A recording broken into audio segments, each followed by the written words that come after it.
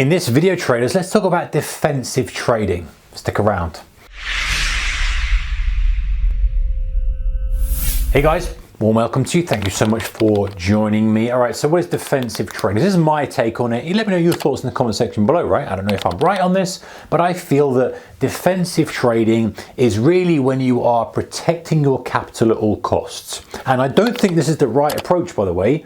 I'll do another video where we'll talk about aggressive trading. I think it's somewhere in the middle is the right sweet spot. But if we talk about some of the characteristics of defensive trading, at least then you know, okay, I feel that's defensive, I feel this is aggressive. When do I kind of pull the lever between the two, and when do I kind of back off on one or the other? So defensive trading is protecting your capital. I guess the ultimate defensive trading is not trading at all, right? End of video, thanks very much. I'm kidding. You know, I guess, to a certain extent, joking around, that's really what it is. Don't risk anything, not gonna gain anything. It's more a case of, okay, you're still taking risk, you're still placing bets, but you're very cautious about how you do that. You know, an investor might be defensive in that they diversify across lots of sectors. They split their allocation up, their portfolio allocation up into many different areas, different sectors, different countries, just so that there's no correlation with anything. An aggressive investor might be all in on one thing, one country, one sector, or one stock. All right, so that's kind of the perspective from an investor point of view. We're not investors, we're day traders, we're active traders. We're using capital as a tool. We're not looking necessarily to get percentage returns. We have seen percentage returns when things work because capital is a tool and we're using leverage a lot. That's by the by. Goal is to protect capital. So what does it mean? So operationally, it tends to mean that, okay, obviously we're trading small, not risking so much, but what about the trade perspective? How about the trade and we're taking the trade? So a defensive trader is going to, well, it's not going to scale in for one. It's definitely not going to pyramid into a trade to make more. The defensive trader is going to scale out quite aggressively. So they're going to take the risk off the table as soon as they can. So that might mean bringing the stop to break even. It might mean scaling out as soon as the position goes in your favor and taking some risk off the table. So let's say they took, I know, a little flag breakout here. As soon as it pops up, as soon as it starts to stall, bang, you know, that's the first scale. And then the stop comes up to here. That would be considered quite defensive because you're protecting your capital for a lot. You're going to get stopped out more, but you're fine with that because actually you're protecting the capital you've got. Let's say you're starting off with, I don't know, $50,000 or $10,000, use easy amount. And you say, okay, I'm risking $100 on this trade or $1,000 on this trade. As it goes your way, you pull that stop up, you scale some off, there's no risk anymore. And so that's very defensive. The trouble is, comes back, pings you out, you're not going to be able to get the bigger move. And so it can work against you. Is why you've got to be very careful, not too defensive with stuff. And that you are kind of, okay, listen, and my objective is to make money. If you are trading with an objective not to lose money, you will lose. It's the irony of trading. If your objective is to not lose money, you will lose money. And so you have to know when to measure aggressive and defensive trading. So that might be something you do, right? You say, okay, I'm very careful, I'm very structured. As a trade goes in my way, I'm going to scale out the trade. And it's basically taking the risk off as soon as possible.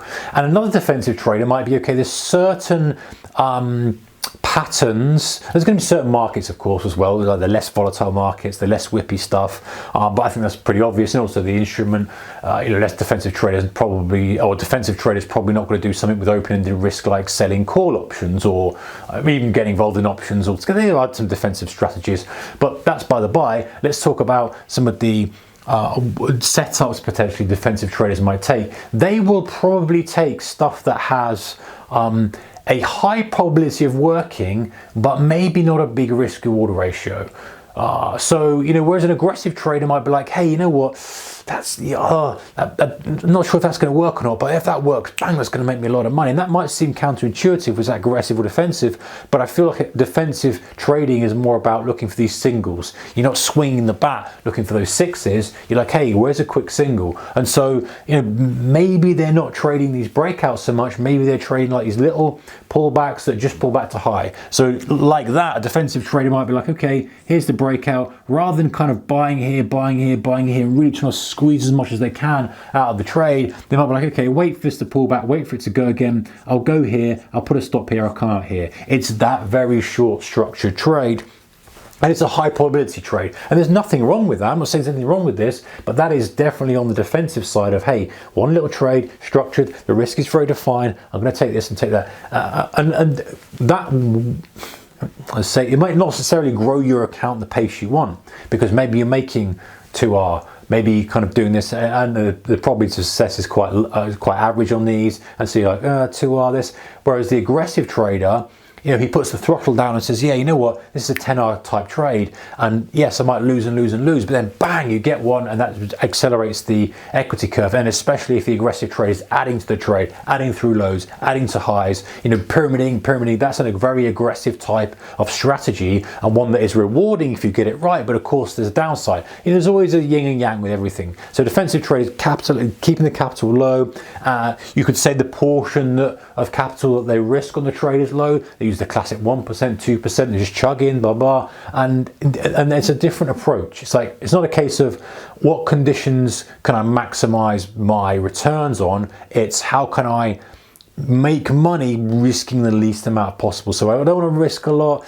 I just want to kind of make a little bit of money. I want to protect what I've got. If the conditions aren't absolutely perfect, they won't trade. There's something to be said for that. I think that's pretty good.